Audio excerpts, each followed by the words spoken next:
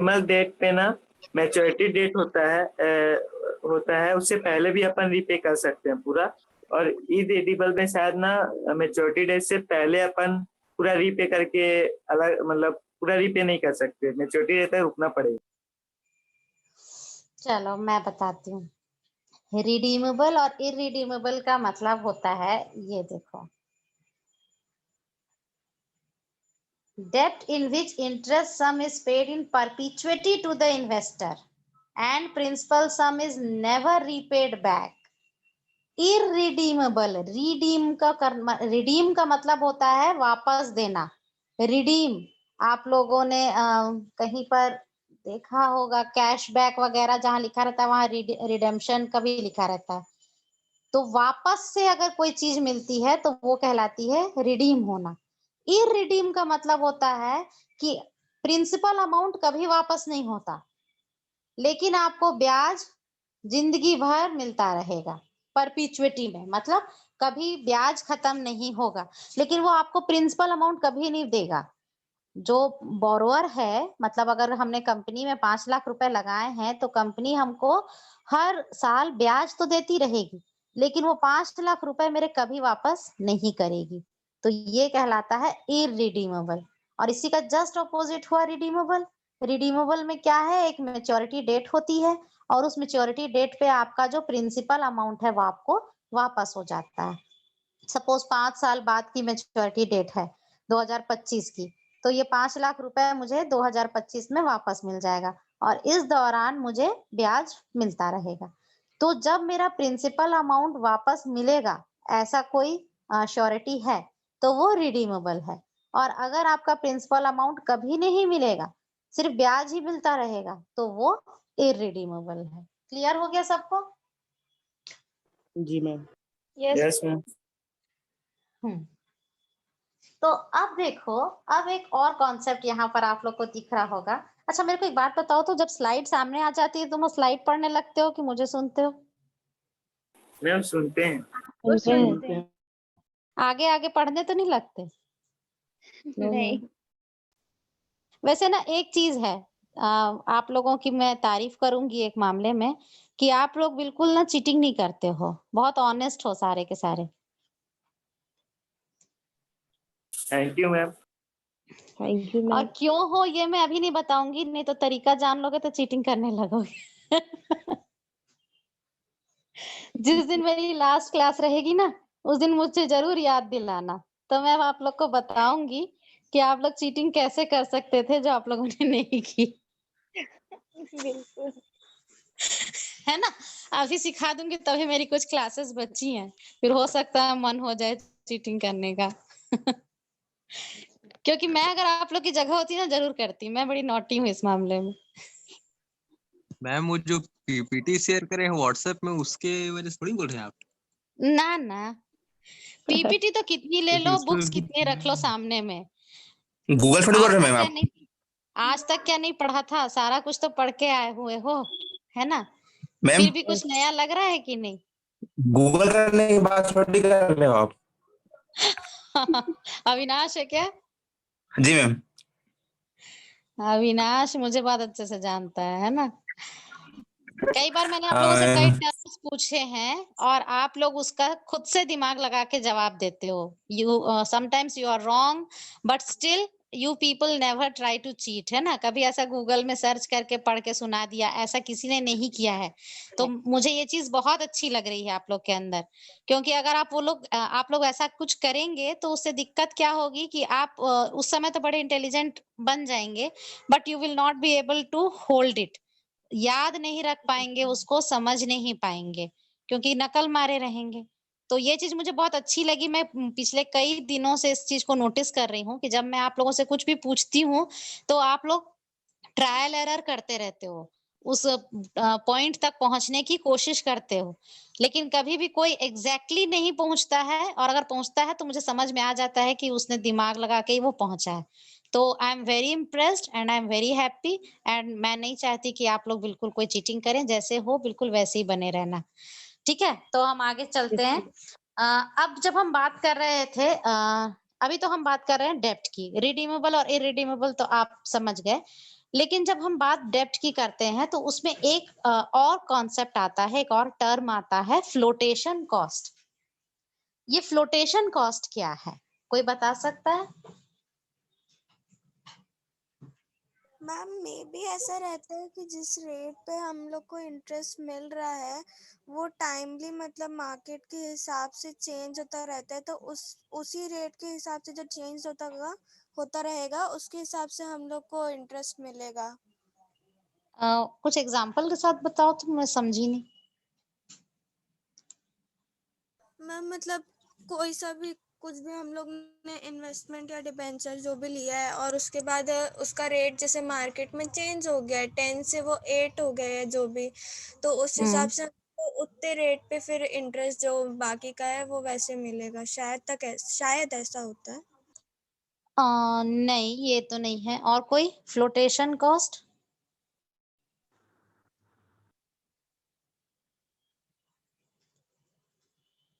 अच्छा ठीक है, चलो मैं बता रही हूँ।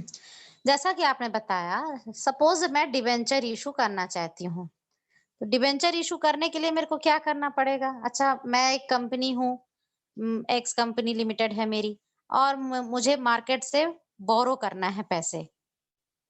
तो क्या लोग अपने आप आएंगे मेरे पास पैसे देने? उनको अचानक रात में सपना आएगा कि एक्स कंपनी को पैसे चाहिए है, तो अगले दिन सुबह वो पहुंच जाएंगे कि लो भाई हमसे ले लो और हमको इंटरेस्ट दे दो? ऐसा तो होगा नहीं, है ना? क्या होगा? मुझे इन्वेस्टर्स तक रीच करना पड़ेगा, मुझे इन्वेस्टर्स तक पहुंचना पड़ेगा, उनको अवेयर करना पड़ेगा, उनको बताना पड़ेगा कि that I am in need of money. और सिर्फ ये बता देने से कि मुझे पैसों की जरूरत है, मुझे पैसे दे दो, क्या कोई मुझे पैसे देगा? कोई नहीं देगा, क्योंकि nobody is ready to help others। वो तो अपनी मदद कर रहा है ना। इन्वेस्टर क्या कर रहा है? इन्वेस्टर एक्चुअल में अपनी मदद कर रहा है, वो अपने पैसे लगा के अपने लिए रिटर्न ले रहा है। इस दौरान कंपनी की मदद हो जा रही है, वो अलग बात है। लेकिन इन्वेस्टर इसलिए पैसे देने नहीं जाता है कि कंपनी को कोई प्रोजेक्ट के लिए पैसे चाहिए। इन्वेस्टर इसलिए देने जाता है कि मैं इसको दूंगा तो ये बदले में मेरे को इंटरेस्ट देगा, कुछ रिटर्न देगा। तो इन्वेस्टर अपने इंटरेस्ट से जाता है, वो उसका अपना वहां पर स्वार्थ है। तो कंपनी को अगर फंड्स की जरूरत है तो कंपनी क्या करेगी? कंपनी को एडवर्टाइज करना पड़ेगा, कंपनी को इन्वेस्टर्स को अट्रैक्ट करना पड़ेगा, खींचना पड़ेगा। और इसके लिए उसको क्या करना पड़ेगा? अपनी स्कीम को मार्केट में तैराना पड़ेगा, फ्लोट करना पड़ेगा। तो फ्लोटेशन कॉस्ट क्यों कहा जाता है? कि जैसे हम पानी में अगर किसी चीज को बनाए रखना चाहते हैं तो हम क्या करते हैं? उसको तैरती है वो चीज, नहीं तो वो डूब जाएगी, है ना? अगर कोई चीज पानी में तैरेगी नहीं तो क्या होगी? डूब जाएगी। तो उसी तरह से आपकी जो स्कीम है, आप मतलब कंपनी की क्या स्कीम है? कंपनी की स्कीम है कि आप हमारे पास इन्वेस्ट करो, बदले में हम आपको ये देंगे। ये कंपनी की स्कीम है। तो इस स्कीम को उसको मार्केट में क्या करना है? तैराना है, फ्लोट करना है। अगर फ्लोट नहीं करेगा तो क्या हो जाएगा? उसकी स्कीम डूब जाएगी और उसको पैसे नहीं मिलेंगे, वो कैपिटल रेज नहीं कर पाएगा। So they have to float their policy, float their scheme.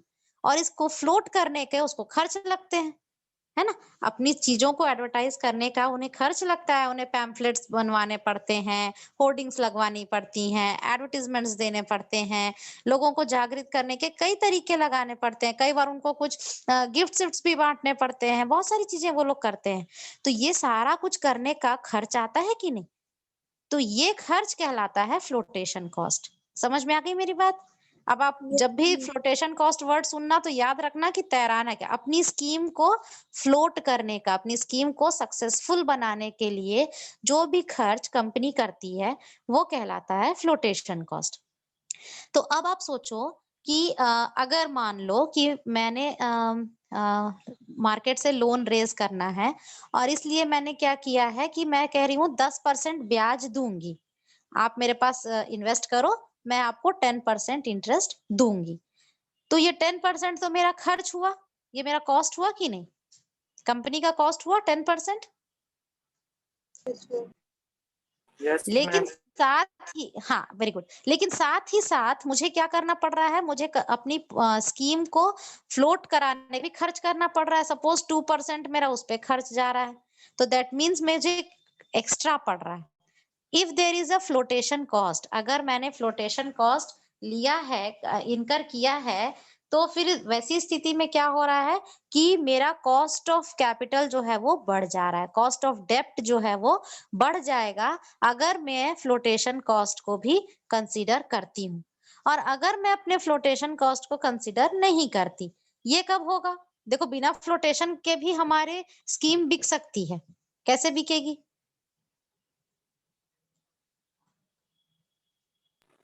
Ma'am बहुत जानी मानी कंपनी है तो लोग खुद ढूंढते रहते हैं क्या अच्छी हाँ। कंपनी। हाँ, वेरी गुड। बहुत जानी मानी कंपनी है, बहुत स्टैंड है, गुडविल है बहुत मार्केट में। ऑलरेडी कई बार उसने मार्केट से रेज किया हुआ है और लोगों को उसकी जानकारी है कि ये कंपनी समय समय पे ऐसे ऑफर्स देती है। तो कम फ्लोटेशन कॉस्ट में या एकदम मिनिमल फ्लोटेशन कॉस्ट में भी वो अपना काम कर सकती है। तो ऐसी स्थिति में वो अपने कॉस्ट में उसको इंक्लूड नहीं भी करेगी तो चल जाएगा। या वो क्या करे, 2-3 ऑलरेडी जो स्कीम है उसी स्कीम में वो इसके बारे में भी बता दे। तो ऐसे में क्या हो रहा है, जो सपोज स्कीम ए ऑलरेडी मार्केट में है जिस पर हमने फ्लोटेशन एक्सपेंसेस इनकर किया है और वहीं हम स्कीम बी को भी स्कीम ए के साथ ही डाल दे, तो स्कीम बी में हमको कोई खर्च नहीं पड़ा। जो खर्च था वो स्कीम ए का था, स्कीम बी को तो हमने उसी के साथ ऐसे ही ऐड कर दिया। तो यहाँ पर आपका फ्लोटेशन कॉस्ट नहीं है और इसलिए आपका कॉस्ट ऑफ डेप्ट जो है वो केवल उतना ही अमाउंट है जो आप इन्वेस्टर को पे कर रहे हैं।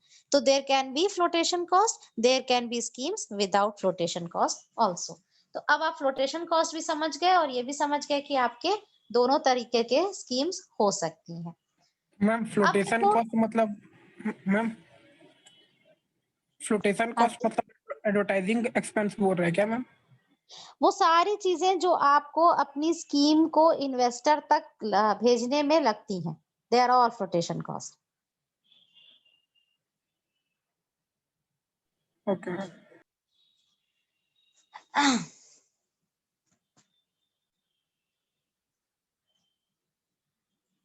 मैम हाँ जी। मैम जैसे कोई कंपनी अपना डिवेंचर लेके आती है तो उन लोग को हाँ अपना एक क्रेडिट रेटिंग भी कराना पड़ता है, जैसे क्रिसिल से या फिर और कोई हाँ फ्रैंकलिन हाँ टेम्परटन है, हाँ तो हाँ उसमें भी जो हाँ कॉस्ट लगता है तो वो हाँ, किस में आता है? वो भी इसी में आ जाएगा। Cost of raising the capital, actually हम उसको ये कह सकते हैं कि कैपिटल को रेज करने का जो भी कॉस्ट आपका आ रहा है वो सब आपके इसके अंतर्गत आ जाएंगे। चाहे आपको गवर्नमेंट के पास कहीं अपना रजिस्ट्रेशन कराना है उसका, जैसे शेयर्स हैं तो उसमें आपको प्रोस्पेक्टस इशू करने पड़ते हैं उसका, कहीं यस आपको रजिस्ट्री ऑफिस में कुछ करना है, लिखवाना है, कोई क्या कहना चाहिए है, कुछ डॉक्यूमेंट्स वगैरह बनवाने, जो भी आपको करना, जो भी खर्च, क्योंकि इसकी वजह से क्या हो रहा है देखो, अ, अगर आपने क्या कहना चाहिए, सपोज मैं 5 लाख रुपए रेज कर रही थी, है ना, मैंने इन्वेस्टर से 5 लाख रुपीज रेज करना था, लेकिन ये सारे खर्च जो मैं करती हूँ उसकी वजह से वो हो गए मेरे 10,000 रुपए के। 10,000 रुपए मैंने 5 लाख को रेज करने के लिए मेरे को 10,000 रुपए खर्च करना पड़ गया। तो मेरा नेट प्रोसीड कितना हुआ? 4,90,000, यस मैम। है ना? तो अगर यहाँ पर, और ये 10,000 मैंने क्यों इनकर किया था? उसको अर्न करने के लिए 5 लाख को। तो आपका नेट प्रोसीड तो कम हो जाता है ना। Net yes ma'am. प्रोसीड मतलब नेट अमाउंट जो आपके हाथ में आया। आप बोलने को भले बोल सकते हो कि मैंने 5 लाख रुपए अर्न किया, जैसे कल हम बात कर रहे थे कि आपके घर से काफी दूर में आपको 15,000 की नौकरी मिल रही है, लेकिन आपका आने जाने का खर्च आपको 5,000 रुपए पड़ जा रहा है। तो आप क्या बोलोगे कि मेरी नौकरी से मेरे को 15,000 मिल रहा है? ये तो आपका ग्रॉस इनकम हुआ, लेकिन नेट इनकम आपकी क्या हुई? आपका जाने आने का खर्चा आप उसमें से माइनस करो, तो 15,000 में से आप 5,000 माइनस करोगे तो आपकी नेट इनकम हुई केवल 10,000। तो यहाँ पर भी वही चीज हो रही है कि आपको एक्चुअल अमाउंट आपके हाथ में कितना आया। आपने 5 लाख रुपए रेज करने की कोशिश तो जरूर की, लेकिन आपके 10,000 रुपए खर्च भी हुए, और इस वजह से क्या हो गया कि आपके हाथ में जो अमाउंट आया वो केवल 4,90,000 था। तो नेट प्रोसीड्स की बात वहां पर आती है जहां पर फ्लोटेशन कॉस्ट होते हैं।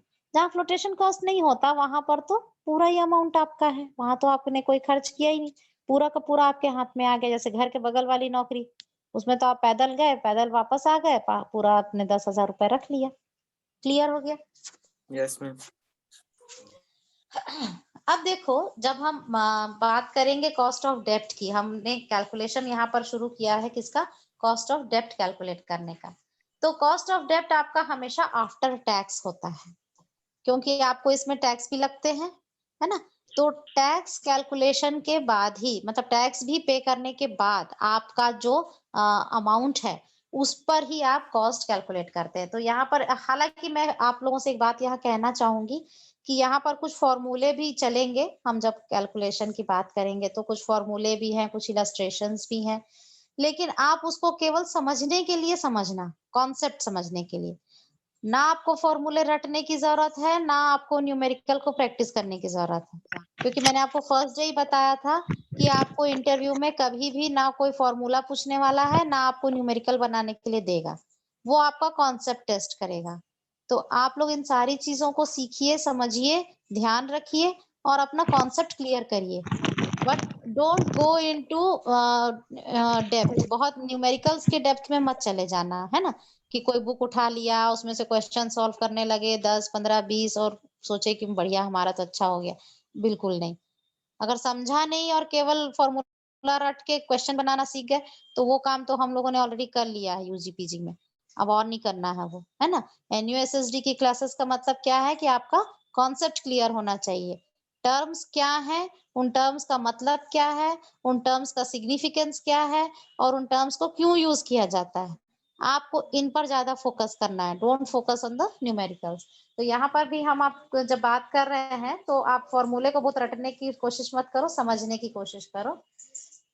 तो यहाँ पर देखो, आफ्टर टैक्स कॉस्ट ऑफ डेब्ट है, तो इसमें आपका क्या कॉस्ट पड़ा? आपको क्या कॉस्ट पड़ा? तो इंटरेस्ट रेट, जितना आपका इंटरेस्ट रेट है इंटू 1 माइनस टैक्स रेट, मतलब कि इंटरेस्ट में से आप जब टैक्स चुका देंगे तो जितना बचता है उतना ही आपका कॉस्ट पड़ता है। क्लियर? और फिर फ्लोटेशन कॉस्ट है अगर आपका, तो फ्लोटेशन कॉस्ट में तो आपको interest divided by net proceeds, क्योंकि यहाँ नेट प्रोसीड्स की बात है। नेट प्रोसीड का मतलब मैंने बताया था आप लोगों को कि जितना आपका टोटल अमाउंट है उसमें से आप माइनस कर दो फ्लोटेशन चार्जेस, तो जो रिमेनिंग अमाउंट है वो आपका नेट प्रोसीड्स है।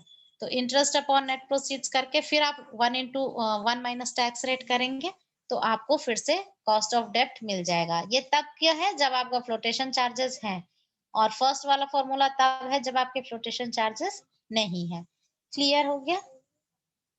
इसका एक एग्जाम्पल भी है, आप लोग चाहें तो हम इसको देख सकते हैं। यहाँ पर एक एग्जाम्पल है, देख लो कि एक एल लिमिटेड है जिसने 50,000 8% डिबेंचर्स ऑफ ₹10 ईच इशू किए। देखो यहाँ पर ये आपने देखा 8% डिबेंचर, 8% डिबेंचर का मतलब क्या हुआ कि इस डिबेंचर पे कितना इंटरेस्ट मिलेगा? 8% मिलेगा, है ना? और यहाँ पर इसने ये भी लिखा है कि 50,000 है, that means number of debentures आपके 50,000 है, हर डिबेंचर का रेट 10 रुपीज है, तो दैट मीन्स आपके टोटल डिबेंचर कैपिटल कितना हुआ? 5 lakh. Very good, 5 lakh. 50,000 into 10 rupees मतलब 5 लाख। तो डिबेंचर से आपका टोटल अमाउंट जो रेज किया है आपने वो 5 लाख रुपीज है, और आप पे कर रहे हो कितना? 8%। लेकिन 8% जब आप पे कर रहे हो तो टैक्स भी लग रहा है 50%। तो हम जब कॉस्ट ऑफ डेब्ट कैलकुलेट करेंगे तो आफ्टर टैक्स कॉस्ट ऑफ डेब्ट कैलकुलेट करने के समय यहाँ पर क्योंकि फ्लोटेशन की कोई बात नहीं है तो हम कर रहे हैं interest into 1 minus tax rate. तो इंटरेस्ट 8% था, उसमें से 50% टैक्स रेट हुआ तो रिमेनिंग 50% मतलब 4%। तो आपका आफ्टर टैक्स कॉस्ट ऑफ डेब्ट है 4%। क्लियर हो गया ये वाला? मैम टैक्स रेट कोई को बता दीजिए।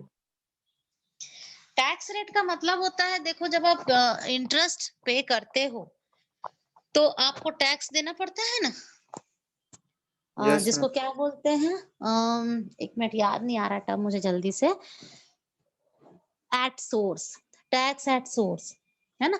जब हम पे करते हैं तो हमें टैक्स एट सोर्स करना पड़ता है। दैट मीन्स अब सपोज कोई कंपनी अगर बोरो कर रही है तो वो ब्याज देती है अपने इन्वेस्टर को, लेकिन जब ब्याज देती है तो उसमें से उसको क्या करना पड़ता है, टैक्स डिडक्ट करना पड़ता है। टैक्स डिडक्ट करके वो इनकम टैक्स डिपार्टमेंट को दे देती है और रिमेनिंग अमाउंट ही केवल वो इन्वेस्टर के हाथ में देती है। ठीक है, तो वो टैक्स रेट है। मैम तो 50% बहुत ज्यादा नहीं है मैम? नहीं, यहाँ पर तो एग्जाम्पल में 50% दिया है ना, वो तो जो टैक्स रेट रहेगा हमको वो टैक्स रेट ही लेना है, ये तो केवल एक एग्जाम्पल है। मैम कैलकुलेशन में अपन जो टैक्स रेट है 1 माइनस टैक्स रेट, उसमें हाँ। अपन 0.50 लिए हैं। हाँ, 50% मतलब 0.5 नहीं होगा, या okay, yes ma'am, yes ma'am. है ना। तो यहाँ पर तो उसने एग्जाम्पल में 50% बोला है, बाकी जो आपका उस समय लागू है, जो भी आपके इंटरेस्ट रेट पे आपने जो भी टैक्स रेट दिया है, आपको वो टैक्स रेट यहाँ पर लेना है। 10% है तो 10%, 7% है तो 7%, जो भी है ना। Yes ma'am. मैम 0.50% समझ नहीं आया। क्या नहीं समझ में आया? 0.50% जो टैक्स रेट है वो कहाँ से आया, समझ नहीं आया। ये यहाँ से आया, यहाँ ऊपर क्वेश्चन में देखो लिखा है टैक्स रेट 50% है, लिखा है ना। हाँ मैम। तो 50% को आप डेसिमल में लिखोगे तो कैसे लिखोगे, देखो 50/100 ऐसे लिखोगे फ्रैक्शन में, ऊपर 50 नीचे 100, हाँ। है ना। अब आप Yes. इसको डिवाइड करो, कैलकुलेटर रखे हो आसपास कहीं। 50 को 100 से डिवाइड करो, कितना आंसर आता है? मैम 0.050। 0.50 0.50 आते हैं मैम। आता है ना, मैम तो वही तो है यहाँ लिखा है जो 0.50।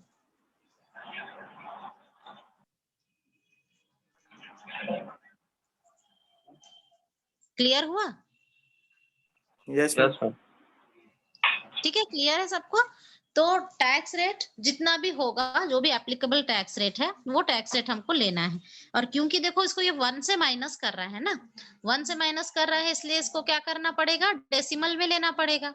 अगर ये परसेंट में लेता है तो फिर तो इसको 100 से माइनस करना पड़ेगा, क्योंकि परसेंट आउट ऑफ 100 होता है। तो 1 से माइनस करना है, इसलिए हमको क्या करना पड़ रहा है कि अपने टैक्स रेट को परसेंट से डेसिमल में कैलकुलेट करना पड़ रहा है। डेसिमल में कन्वर्ट करने के बाद आप उसको माइनस कर सकते हैं। अब तुम लोग मेरे से मैथमेटिक्स की भी क्लास लेवाओगे क्या? चलो, अब एक और एग्जांपल लेते हैं जिसमें हमारे पास फ्लोटेशन कॉस्ट है। ठीक, अब इसको देखते हैं। यहाँ पर देखिए एक कंपनी है जिसने 20,000 9% डिबेंचर्स इशू किए हैं 10 रुपीज के।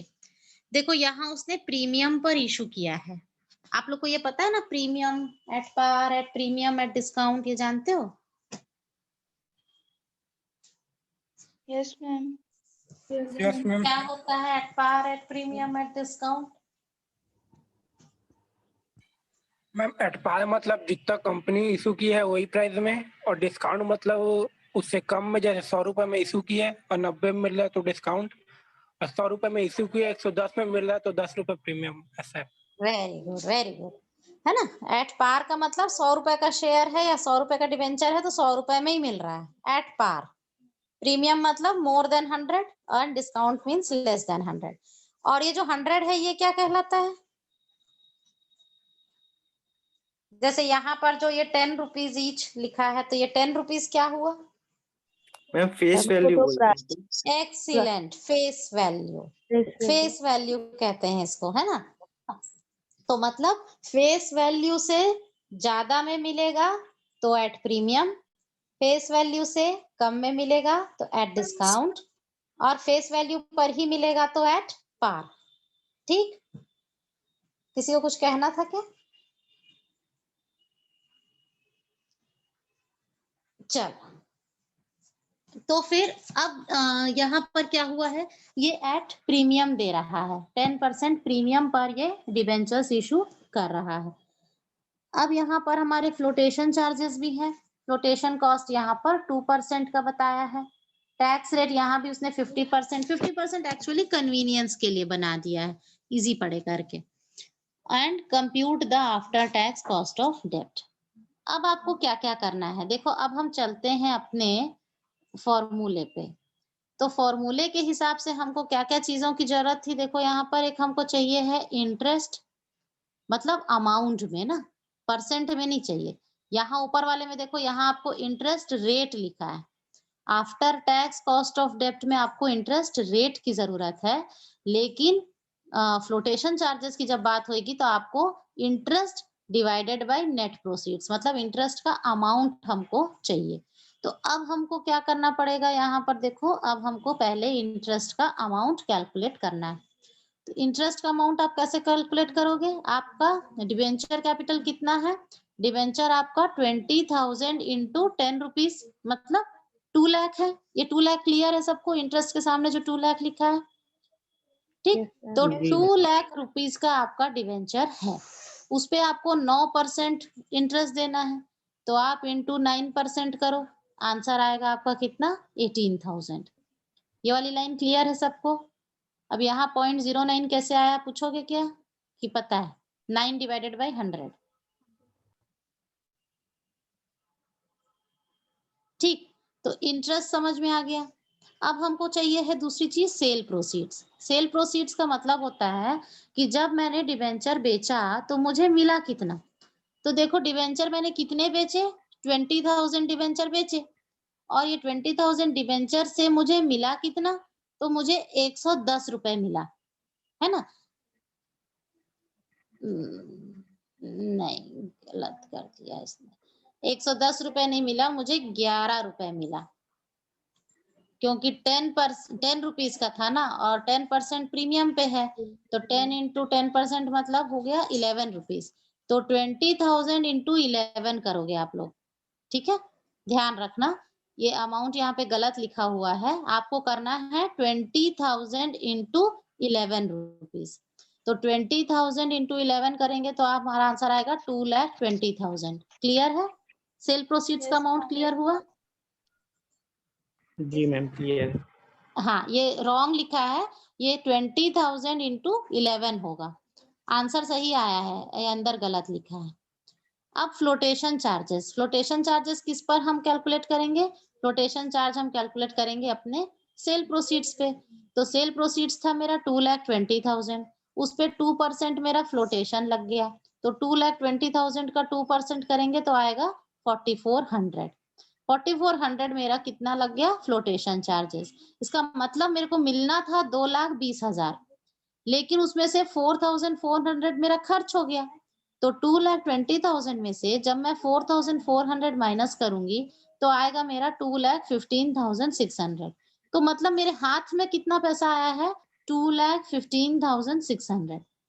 अब मुझे देना कितना है, इंटरेस्ट 18,000, तो मुझे देना है 18,000, लेकिन मुझे मिला कितना है, मिला मुझे केवल 2,15,600 रुपए ही है ना। क्यों, क्योंकि मेरा फ्लोटेशन चार्जेस कट गया। तो अब हम यहाँ पर आते हैं, देखो interest divided by net proceeds. Interest है मेरा 18,000, नेट प्रोसीड्स है 2,15,600, और उसके बाद इंटू 1 माइनस टैक्स रेट, वही होगा 1 माइनस 0.5। अब आप इसको कैलकुलेट करिए तो आपका 4.17% आएगा। तो इस तरीके से आप कैलकुलेट कर सकते हैं अपना कॉस्ट ऑफ डेब्ट, आफ्टर टैक्स कॉस्ट ऑफ डेब्ट, अगर आपके फ्लोटेशन चार्जेस हो तो। अब इन कैलकुलेशन में अगर किसी को कहीं कुछ प्रॉब्लम हुई हो तो पूछ सकता है।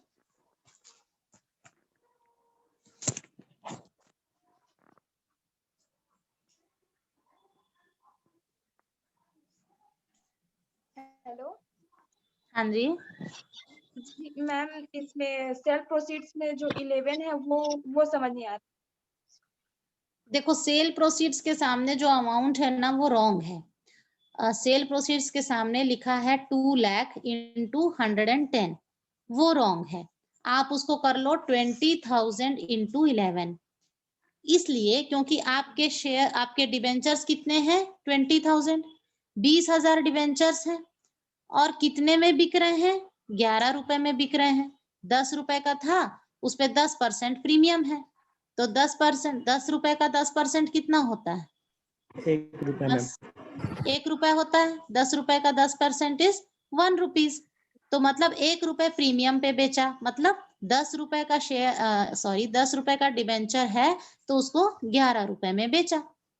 ठीक, तो 20,000 डिबेंचर हैं और उनको ₹11 में बेच रहा है, तो सेल प्रोसीड्स आएगा 2,20,000। इसलिए यहाँ पर ये जो सेल प्रोसीड्स के सामने 2 लाख लिखा है उसको 20,000 कर लीजिए और इंटू 100 कर लीजिए। आप लोग अपने जो पेन पेपर में लिख रहे होंगे उसमें आप लोग ऐसा लिखो 20,000 इंटू 11, तो आपका आंसर आएगा 2,20,000। अभी क्लियर हुआ? Yes ma'am. हाँ, वो यहाँ पर कुछ प्रिंटिंग मिस्टेक हो गया है, उसको आप लोग क्लियर कर लें तो ये 2,20,000 हो जाएगा। अब इस 2,20,000 से हम इसी पर हम फ्लोटेशन चार्जेस कैलकुलेट करेंगे कि इतना अर्न करने के लिए हमें कितना खर्च करना पड़ा। तो इतना अर्न करने के लिए हमें खर्च करना पड़ा है 2%, तो आप 2,20,000 का 2% कर लो कैलकुलेटर में, आपका आ जाएगा 4,400। तो आपकी नेट प्रोसीड्स कितनी हुई? नेट प्रोसीड मतलब आपके हाथ में कितना पैसा आया? तो आपके आना था 2,20,000, उसमें से 4,400 आपने खर्च कर लिया, तो बचा आपके पास 2,15,600। तो आपके हाथ में जो पैसे आए हैं नेट, वो हैं 2,15,600।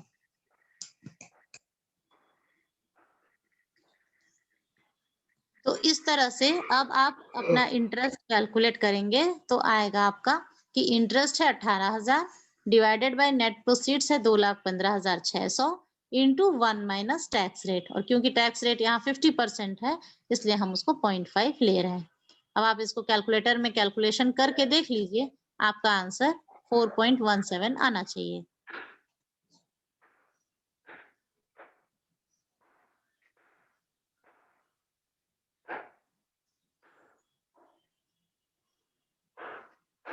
ठीक है, आगे बढ़ सकते हैं? जी मैम। ठीक है, अब हम बात करते हैं रिडीमेबल डेब्ट की। ये वाला क्लियर हो गया ना सबको? किसी को कोई डाउट तो नहीं है? चलें आगे बढ़ जाए, सब साथ साथ चलना, कोई रास्ते में रुक मत जाना, क्योंकि यहाँ तो नजर भी नहीं आएगा ना कोई रुक गया है करके, आवाज देते रहना पड़ेगा। चलो, तो अब हम बात करते हैं अपने रिडीमेबल डेब्ट की। रिडीमेबल डेब्ट क्या है? वो वाला डेब्ट जिसकी एक मैच्योरिटी डेट रहती है, जिसमें जब हमको लोन लिया जाता है उसी समय बता दिया जाता है कि इतने समय बाद ये लोन रीपे हो जाएगा। तो जब आपको प्रिंसिपल अमाउंट, जो आपका मूलधन है, वो आपको जब वापस होने की एक डेट फिक्स रहती है तो हम उसको क्या बोलते हैं? रिडीमेबल डेब्ट। तो डेब्ट in which principal is repaid back after a certain period of time is known as redeemable debt। तो यहाँ पर आपके क्या चीज रहेगी? मेच्योरिटी पीरियड रहेगी, है ना?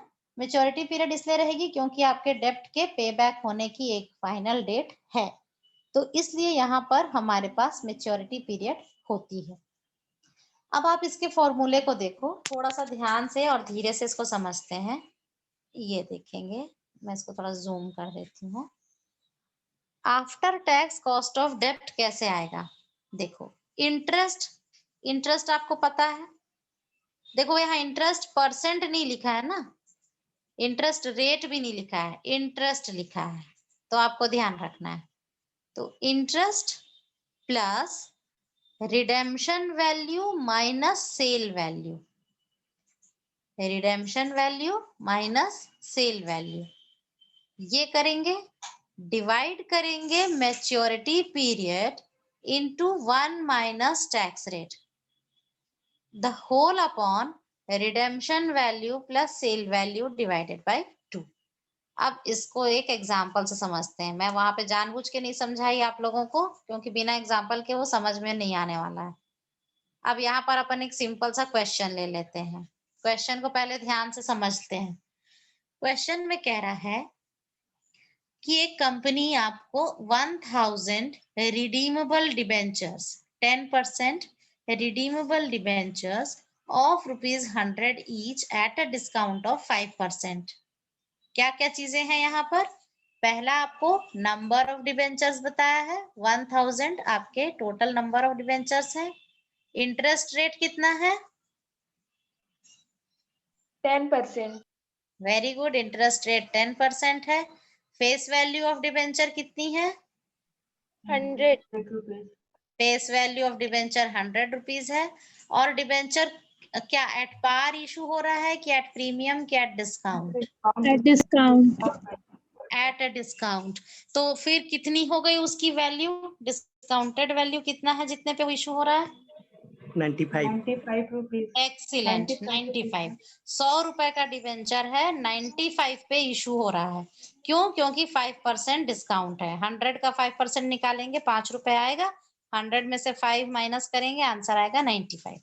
तो 95 उसका क्या कहना चाहिए, इशू रेट है। फ्लोटेशन का कॉस्ट इसने बता दिया है हमको 3000 रुपीज है। डिबेंचर कब रिडीम होगा? 5 इयर्स के बाद रिडीम होगा, मतलब मैच्योरिटी पीरियड उसकी 5 साल की है। कॉस्ट ऑफ डेब्ट आपको कैलकुलेट करना है। टैक्स रेट इसने यहाँ भी 50% ही दिया है।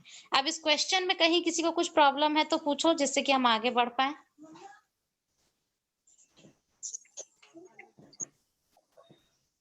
क्वेश्चन में तो कहीं किसी को कोई डाउट नहीं है? हाँ, आपको किन किन चीजों का ध्यान रखना है? पहला आपको इस बात का ध्यान रखना है कि डिबेंचर की फेस वैल्यू 100 है, डिबेंचर की इशू वैल्यू 95 है क्योंकि डिबेंचर डिस्काउंट पे इशू हो रहा है, 10% इंटरेस्ट रेट है और मैच्योरिटी है आफ्टर 5 इयर्स। इतना ध्यान में रखते हुए अब हम आगे अपने बढ़ते हैं। अब हमारा फॉर्मूला हमको क्या बोला है, देखो हमको क्या क्या कैलकुलेट करना है। इंटरेस्ट, हमको रिडेम्पशन वैल्यू कैलकुलेट करना है, हमको सेल वैल्यू कैलकुलेट करना है। मैच्योरिटी पीरियड तो हमको बता दिया है, टैक्स रेट भी बता दिया है।